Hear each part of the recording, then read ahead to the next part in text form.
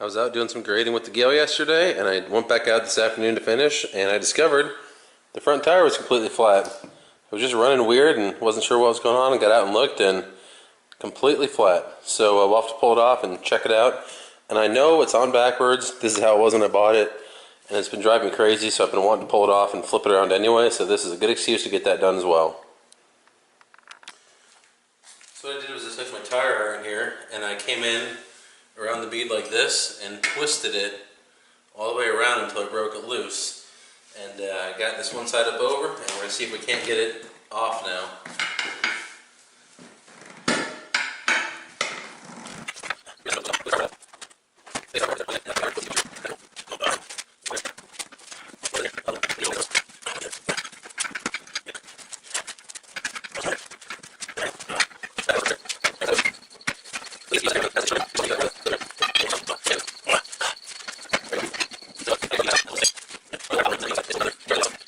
Here. There. So now that's off all the way, and I'll show you what I was talking about before. What I did was took this and I just came in here like so, stabbed her in and twisted it all the way around, and that broke it loose enough to where I could get it off.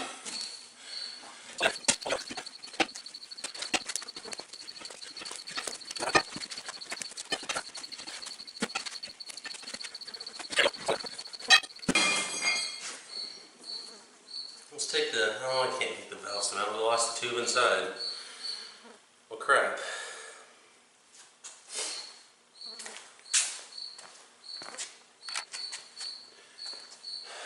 Made a silly rookie move.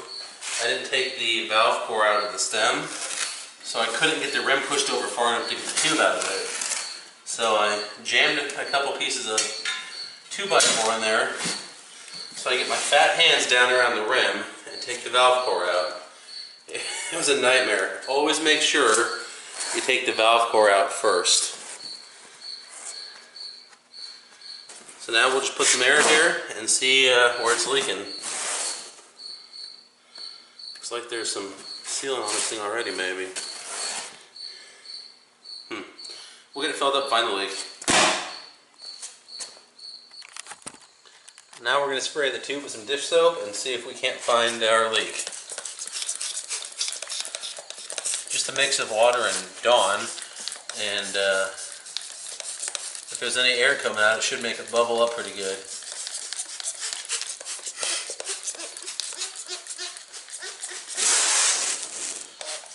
Hopefully we find it anyway.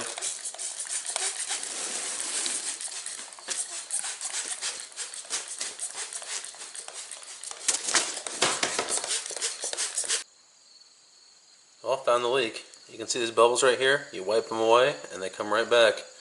So we've got a little pinhole right here. It's not bubbling up too well right now, but you wipe them away and you can, the tip of my thumb here, it should come back. I can even feel just the slightest bit of a cut there. There you go, you see that big bubble blowing up? That's exactly what it'll do when you find your pinhole. So, soapy water makes finding holes much easier. I put my ear up to it, can't even hear it leaking. But there she is. So we'll dry that little spot off, we'll mark it, and we'll come back with the patch and seal it up. Alright, now it's time to put the patch on. First you gotta scratch up your area a little bit. That'll be good enough. I cleaned all that soapy water off already. Put the adhesive on there.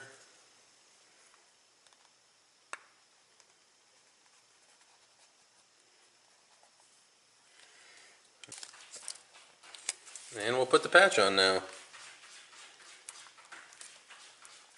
Yeah, it's pretty low in the center of it. With the stitcher.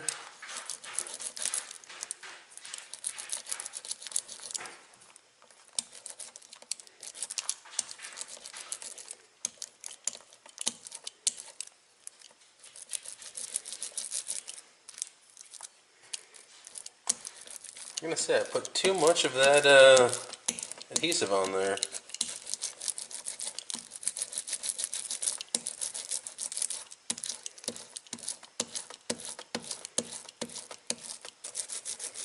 I've never actually put a patch on that came with adhesive like that. I've used a cleaner on there first, and I don't know if that's kind of what that adhesive is. I don't really know. But these seem to be like a self-adhesive patch. Because there's a backing you pull off of them, which is what I'm used to, but it came in the little kit, so I thought, well, we'll try it out and use it. Come on. There we go. And there we go, it's patched. Hopefully that holds. I guess time will tell. I've never actually patched a tube before. I've patched radial tires before. I've never done this. Like I said, I've never used an adhesive before, but it came in the little kit here. Of course, there's absolutely no instructions. It does have features on the back, which I don't know what that means, but I used the universal cement because I assume you would put that on there first, but the patches are adhesive just like for radial tires, so I don't know if I actually need this stuff, but we'll find out, I guess. While that patch was setting up, we took the tire off and put it back on the rim in the right direction. Now we just got to put the tube in.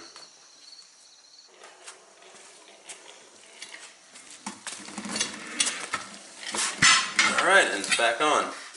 Now the most important part of this is you got to go around and make sure you do not have that tube trapped between the rim and the tire anywhere, or when you inflate it, you're going to pinch it in there and it's going to puncture the rim, and you're going to be doing this all over again. I realize I just said you'd puncture the rim. I meant the tube. You'd puncture the tube, and this right here is a perfect example of it. You can see it's all puckered up in there. We'll have to get that tucked back in before we start inflating it.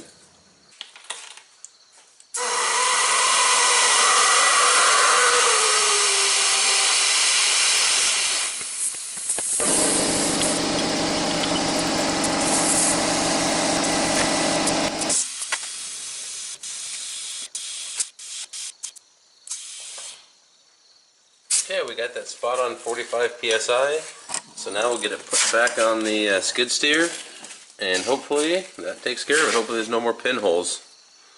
It's on the bead all the way around. I believe right here was our issue, where it's all cut up here. I'm guessing something must have stabbed through there, or, you know, for how small of a pinhole it could have been. It could have been just this guy, just something in and out real quick. I don't know. But this, let's see, this here corresponds with right where the hole is in relationship to the valve stem.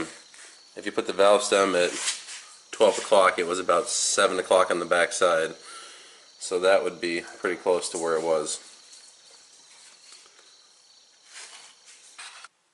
It's been 2 days and I just checked the air pressure, still right at 45 psi. So we're going to call this tire fixed. If you guys like this, please comment, rate, subscribe, and stay tuned for whatever we do next. Thanks.